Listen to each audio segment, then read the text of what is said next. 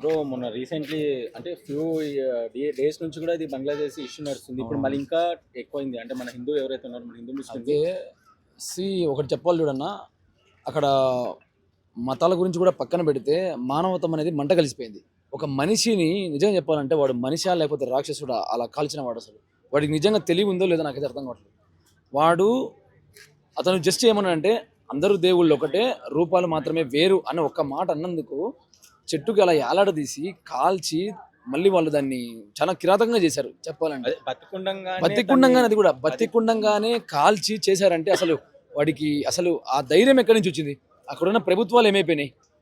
వాళ్ళకున్న అక్కడ రాజ్యాంగం మరి ఏం చేస్తుంది? అక్కడ ఉన్న రాజ్యాంగం కానీ, అక్కడ ఉన్నటువంటి కాన్స్టిట్యూషన్ కానీ, అక్కడ ఉన్నటువంటి లాస్ కానీ, చట్టాలు కానీ, న్యాయాలు కానీ, న్యాయస్థానాలు కానీ, ధర్మదేవతలు కానీ ఏం చేస్తున్నారు అక్కడ?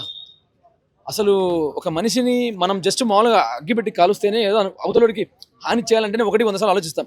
అయ్యో వాడు ఏమన్నా అట్ట అవుతాడేమో అని చెప్పేసి. అలాంటిది ఒక మనిషిని అలా చెట్టుకు వేలాడదీసి చేయడం అనేది చాలా తప్పది, క్రూరమైన పని.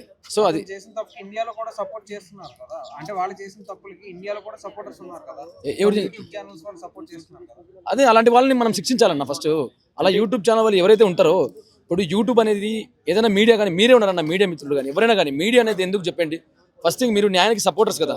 అక్కడ న్యాయం ఏం జరిగింది చెప్పండి. ఒక మనిషిని బతికుండంగానే వేలాడదీసినప్పుడు ఎందుకు మనం సపోర్ట్ చేయాలి? సపోర్ట్ చేయకూడదు అలాంటి వాటిని మనం ఎలా ఎంకరేజ్ చేస్తాం? సో దాని గురించి కేవలం ఇండియా కాదు, చెప్పాలంటే మీకు ఇజ్రాయెల్ దేశం కూడా రియాక్ట్ అయింది. తెలుసో తెలీదు, నాకే తెలియదు. మీకు తెలుసో తెలీదు, ఇజ్రాయెల్ దేశం కూడా రియాక్ట్ అయింది దాని మీద. అలా చేయడం చాలా తప్పది.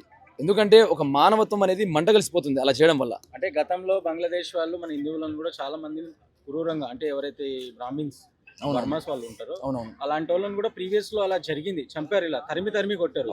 మన గవర్నమెంట్ ఎందుకని చెప్పేసి ఈ విషయంలో ఇలా ఎన్నిసార్లు జరిగినా కూడా రియాక్ట్ అవ్వడం లేదు. వన్ థింగ్ చెప్తారండి, ఇప్పుడు బంగ్లాదేశ్ అనేది మన దేశం కాదు. అంటే ఒకప్పుడు మన దేశమే, కాకపోతే బంగ్లాదేశ్ స్వతంత్రం వచ్చినాక వాళ్ళకంటూ కొత్త రాజ్యాంగం ఉంది, అన్ని ఉన్నాయి.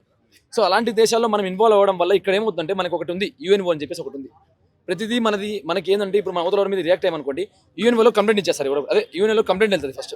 అక్కడికి వెళ్ళి ఏమని చెప్తారంటే ప్రపంచానికి భారతదేశము శాంతియుతాన్ని కోరుకోవడం లేదని చెప్పేసి అంటారు. అంటే మనం ఏదైనా రియాక్ట్ అయినా, మనం ఏదైనా దాడి చేయాలని చూసినా, అలాంటి వాళ్ళని హిందువుల మీద దాడి చేయాలని చూసిన తర్వాత మనం ఏదైనా ప్రతిదాడి చేసినా ఐక్యరాజ్య సమితిలో వెళ్ళి కంప్లైంట్ చేస్తారు. ఏమని?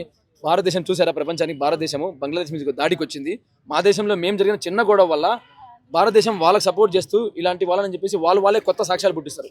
అప్పుడు ఏం చేస్తాం చెప్పండి? ఇప్పుడు ఇదే బంగ్లాదేశ్లో అంత జరిగినా కూడా ఒక్క మీడియానే చూపించింది దాని గురించి. కేవలం ఇండియా మీడియా తప్ప ఎవరైనా చూపిస్తున్నారా బంగ్లాదేశ్లో? వాళ్ళ మీడియా వాళ్ళు ఉన్నారు కదా, అక్కడ ఉన్న పోలీసులు కానీ, న్యాయాలు కానీ, చట్టాలు ఉన్నాయి కదా, ఎవరైనా చూపిస్తున్నారు? ఎవరు చూపించట్లేదు. అది కప్పేస్తున్నారు వాళ్ళు నిజాన్ని. సరే ఇప్పుడు మనం కంప్లైంట్ చేసుకుంటూ మనం ఎంతసేపు ఇప్పుడు రియాక్ట్ అవ్వడం, అందరూ రియాక్ట్ అవుతారు, నేను కూడా రియాక్ట్ అవుతా, ఎవరైనా రియాక్ట్ అవుతారు. రియాక్ట్ అవ్వడం విషయం కాదు అక్కడ. రియాక్ట్ అవ్వడం అంటే ఇప్పుడు బంగ్లాదేశ్ కి ఫైనాన్షియల్ గా హెల్ప్ చేసింది మనమే, నిజమే, మన దేశమే హెల్ప్ చేసింది, ఫ్రీడమ్ ఇచ్చింది మన దేశం. అంతెందుకండి, వాళ్ళకు ఉన్నటువంటి నేషనల్ యాంథమ్ కూడా రాసింది కూడా రవీంద్రనాథ్ ఠాగూర్ గారండి. మై గోల్డెన్ బంగ్లా రాసింది కూడా రవీంద్రనాథ్ ఠాగూర్ గారే. మన దేశం వాళ్ళతో ఫ్రెండ్షిప్ కోసం మైత్రి ఎక్స్ప్రెషన్ ట్రైన్ కూడా నడిపింది తెలుసా. అంత నడిపినా కూడా వాళ్ళు మనకి ఏం చేశారు చూడండి, వెన్నుపోటు పొడుస్తున్నారు. ఇప్పుడు లేని టైంలో ఫైనాన్షియల్ గా టైంలో కూడా మన ఇండియానే కదా, ఇండియా చాలా సపోర్ట్ చేసింది. మన ఇండియా సపోర్ట్ చేయకుండా మన ఇండియన్ వాళ్ళకి ఇన్ఫ్లేషన్ వచ్చినప్పుడు కూడా మనమే సపోర్ట్ చేసాం బంగ్లాదేశ్. కానీ ఈ టైంలో ఒకటే చెప్తున్నా చూడండి, ఇప్పటి నుంచి ఒకటి గుర్తుపెట్టుకోండి, ఈ వీడియో ఇది చూస్తున్న వాళ్ళు, ఐపీఎల్లో బంగ్లాదేశ్ ప్లేయర్స్ మాత్రం ఆడియద్దండి ఫస్ట్. నిజంగానే మానవత్వం మనకుంటే ఐపీఎల్లో ఎవరు ముస్తాఫిజుర్ రెహమాన్ అంటే ఎవరు బంగ్లాదేశ్ ప్లేయర్ ఎంత 10 కోట్లు పెట్టుకున్నారు, ఎంత 9 crores పెట్టుకున్నారు. ముస్తాఫిజుర్ రెహమాన్ ఏం అవసరం మరి? అది లేదా మరి? ఆ మైండ్ లేదా వాళ్ళకి? ఎవరు కొన్నవాడికైనా? అక్కడ బంగ్లాదేశ్లో అంత ఘోరంగా జరిగినప్పుడు మళ్ళీ బంగ్లాదేశ్ ప్లేయర్స్ని ఐపీఎల్ ఎలా ఆడిస్తారు మరి? ముస్తాఫిజుర్ రెహమాన్ అనే వ్యక్తిని 9 కోట్లు పెట్టుకున్నారు బంగ్లాదేశ్ ప్లేయర్ని. సో అక్కడేమైంది మరి? అంటే మనం సపోర్ట్ చేస్తున్నట్ట దాన్ని. సో బాయ్కాట్ బంగ్లాదేశ్ ప్లేయర్స్, ఇదే చెప్తున్నా, బంగ్లాదేశ్ ప్లేయర్స్ మాత్రం ఆడిద్దండి ఐపీఎల్లో. ఇప్పుడు మన ఇండియన్ గవర్నమెంట్ మీరు ఏం చెప్పాలనుకున్నారు దీని పరంగా? ఒకటి చెప్తూ చూడండి, ఫస్ట్ థింగ్ మనం ఏం చెప్పినా వాళ్ళు చేసేది వాళ్ళు చేస్తారు. ఫస్ట్ థింగ్ ఇప్పుడు రియాక్ట్ అవ్వడం అంటే రియాక్ట్ అవ్వచ్చు, కానీ తర్వాత ఏం జరిగింది అనేది మన చేతులు లేదు. సో దాని తర్వాత వాళ్ళు ఏం తీసుకునే స్టెప్పులు కానీ, పయ్యతులు కానీ వాళ్ళ చేతులు ఉంటాయి. ఒకటి మాత్రం గుర్తుపెట్టుకోండి, బంగ్లాదేశ్ ప్లేయర్స్ మాత్రం ఆడిద్దండి ఐపీఎల్.